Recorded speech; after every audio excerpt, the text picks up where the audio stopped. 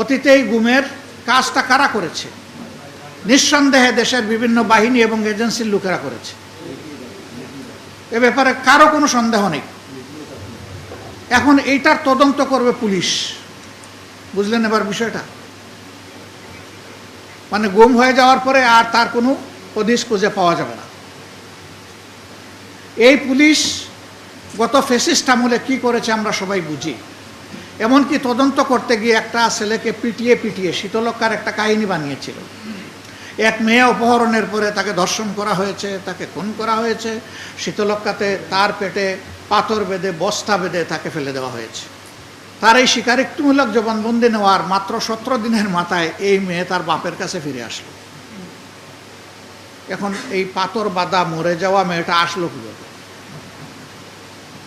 মানে ওই যে তখন একটা কথা ছিল যে আমরা যা বলবো তাই সত্য, সুতরাং মিথ্যাকে কিভাবে সত্য বানাতে হয় আমরা এটা জানি।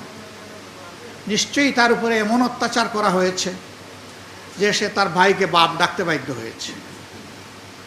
এইভাবেই পুলিশের তদন্ত হয়ে থাকে। সেই তদন্তে গুমের মতো মহাপাপ সেটা পুলিশ তদন্ত করবে, আর ওনারা সুন্দর সুন্দর আইন বানানোর গল্প আমাদেরকে শোনাচ্ছেন। আমাদেরকে সংসদে তারা প্রস্তাব দিয়েছেন, আসেন আমরা উভয়ে মিলে একটা সংবিধান সংশোধন কমিটি করি, আমরা ভালো ভালো আইন রচনা করব। আমরা বলেছি গণভোট সংবিধান সংশোধনের জন্য হয়নি, সংস্কারের জন্য হয়েছে। আমাদের দাবি সংবিধান সংশোধন নয়, সংস্কার।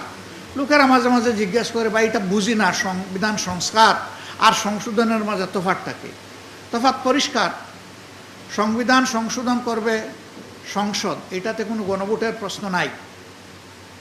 এই যে সংবিধান সংশোধন করবে, এই আইন টিকতেও পারে, নাও টিকতে পারে।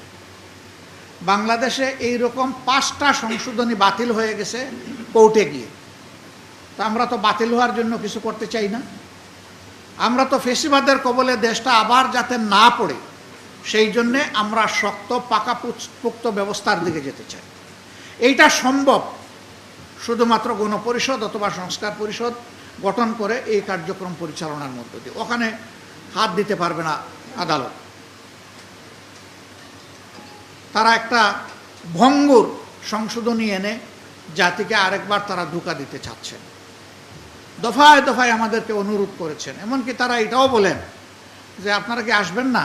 বলে ভাই এটা তো কতবারই জানিয়ে দিয়েছি, আমাদের আসার কোনো প্রশ্নই ওঠে না। বলে আমরা আপনাদের কাছ থেকে মতামত চাইব। আচ্ছা বলেন, আমরা কমিটিতে গেলাম না, এখন আমরা মতামত দিব সেখানে? দুর্নীতি বন্ধ করতে হলে আগে মগজ পরিষ্কার করতে হবে। মানসিকতার পরিবর্তন ছাড়া চাঁদাবাজি দুর্নীতি আপনারা বন্ধ করতে পারবেন না। আরেকজন প্রতিমন্ত্রী বলেছেন এই দেশে কখনো চাঁদাবাজি বন্ধ করা সম্ভব নয়। আরে ভাই, নিজেই চাঁদাবাজি করলে বন্ধটা করবে কে? সরসায় বুথ থাকলে বুথ তাড়াবে কে? এত বুথ বিতাড়িত হবে না। কালকে দেখলাম এক সংসদ সদস্য বলেছেন তোমরা তো এই খেয়েছো ওই খেয়েছো, তাদের 2টা অঙ্গ সংগঠনকে, শেষ পর্যন্ত তোমরা বিএনপিটাকেই খেয়ে দিবা। তারা তো সেদিকেই আগাচ্ছে। যে কাজটা আমার সন্তান করলে বীরত্ব, এই কাজটা আমার প্রতিপক্ষের সন্তান করলেও বীরত্ব, এটা স্বীকার করতে হবে। আর প্রতিপক্ষের সন্তান যে কাজ করলে সন্ত্রাসী, আমারটা করলে সেও সন্ত্রাসী। ফেসিবাদ কোনো দলের নাম নয়, এটা রোগের উপসর্গ। এটা যেখানেই পাওয়া যাবে, দল যেটাই হোক, সে ফেসিবাদী।